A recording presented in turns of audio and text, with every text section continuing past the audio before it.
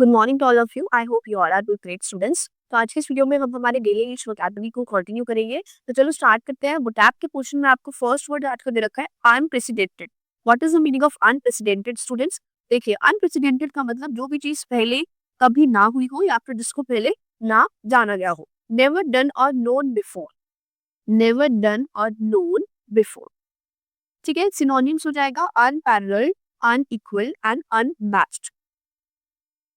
Then antonym हो जाएंगे normal, common, conscious. Simple सा मतलब है जो चीज पहले हो चुकी है या फिर जिसको पहले जानना जा चुका है, और अनप्रेसिडेंटेड का मतलब जिसको पहले नहीं जाना जा चुका।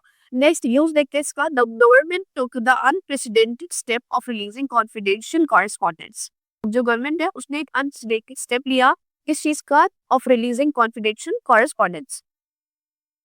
Next we have rampant. बच्चों, रैम्पेट का मतलब अनियंत्रित, जिस चीज के ऊपर कंट्रोल नहीं है। फ्लरिशिंग और स्प्रेडिंग अनचेक मींस जिसके ऊपर कोई कंट्रोल नहीं है, वो चीज बढ़ती जा रही है। सिनोनिम्स अनकंट्रोल्ड, अनरिस्ट्रेन्ड जिसके ऊपर कोई रोक नहीं लगाई हुई, एंड अनचेक। एंटोनिम्स क्या हो जाएंगे? कंट्रोल्ड इसका अपोजिट है एक्वायर्ड, एब्रिज्ड। बच्चों, एब्रिज का मतलब क्या होता है? शॉर्टन करना, कम करना, है ना। तो इसके आगे इसका सिनोनिम जरूर लिखना, शॉर्टन। पेपर में आता है आपके।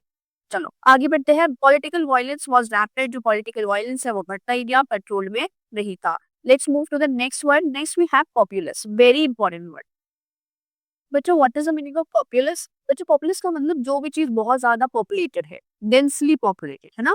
डेंस फॉरेस्ट सुना होगा आपने, घने जंगल। तो डेंसली पॉपुलेटेड का मतलब बहुत ज्यादा populated. Synonyms very easy, crowded हो जाएगा, congested and packed. Congested areas होते हैं। देन एंटोनिम्स हो जाएंगे इनहैबिटेटेड, डिजर्टेड। इनहैबिटेड, डिजर्टेड का मतलब जहाँ पे ज्यादा लोग नहीं रहे। आगे बढ़ते हैं। Next fourth we have dismal. बच्चों, डिसमिल का मतलब निराशाजनक, जो भी चीज आपको एक बैड फीलिंग देगी, causing a mood of gloom. Gloom का मतलब सैडनेस और डिप्रेशन। सो जो भी चीज आपको एक नेगेटिव एनर्जी, डिप्रेशन वाला स्टेट दे, उसको आप क्या नाम देंगे? डिसमिल। ठीक है। सिनोनिम्स डिंगी, डिम, डार्क, सबका मतलब लो एनर्जी से रिलेटेड है। एंटोनिम्स इसके अपोजिट हो जाएंगे ब्राइट एंड चीयरफुल। काफी इंपॉर्टेंट वर्ड है चीयरफुल, हैप्पी के लिए यूज होता है। ठीक है। चलो, the dismal weather made the late afternoon seem like evening. चलिए, वन वर्ड सब्स्टिट्यूशन के पार्ट में फिफ्थ वर्ड आपको दे रखा है, that is alienation. What is the meaning of alienation? बच्चों, एलिनेशन एक ऐसा स्टेट जिसमें आप इमोशनल सेपरेशन या इंटेलेक्चुअल सेपरेशन फेस करो। इंटेलेक्चुअल सेपरेशन का मतलब सपोज एक क्राउड है, आप उसमें ऐसा फील कर रहे हो कि मैं इनके जितना इंटेलिजेंट नहीं हूँ, so it will be called as intellectual separation. या फिर एक ऐसा क्राउड है जिसमें आप एक इमोशनल डिटैचमेंट फील करो, तो वो क्या हो जाएगा? एक इमोशनल सेपरेशन। इसी तरह सोशल एलियनेशन भी आता है ना, सोशल एलियनेशन। इसका मतलब भी वही हो गया जब कोई पर्सन किसी सोशल ग्रुप से डिटैचमेंट फील करेगा। काफी अच्छा वर्ड है, याद रखना। Next we have coronation, very important word and very easy word. अब जब भी हिस्ट्री में डायनेस्टीज पढ़ते कि नेक्स्ट कौन सा राजा आया, तो उसमें ये वर्ड आता है। तो what is coronation? The act of crowning a king. King की जो राज तिलक सेरेमनी होती है उसी को हम क्या कहते हैं? कोरोनेशन। इसको ना क्राउन से ही याद रखना, कोरोनेशन को क्राउन से याद रखना। चलो आगे बढ़ते हैं। स्पेलिंग में वी हैव स्पिरिचुअलाइजेशन। स्पिरिचुअलाइजेशन, इसकी स्पेलिंग दे रखी है। नेक्स्ट दे रखा है इलस्ट्रियस।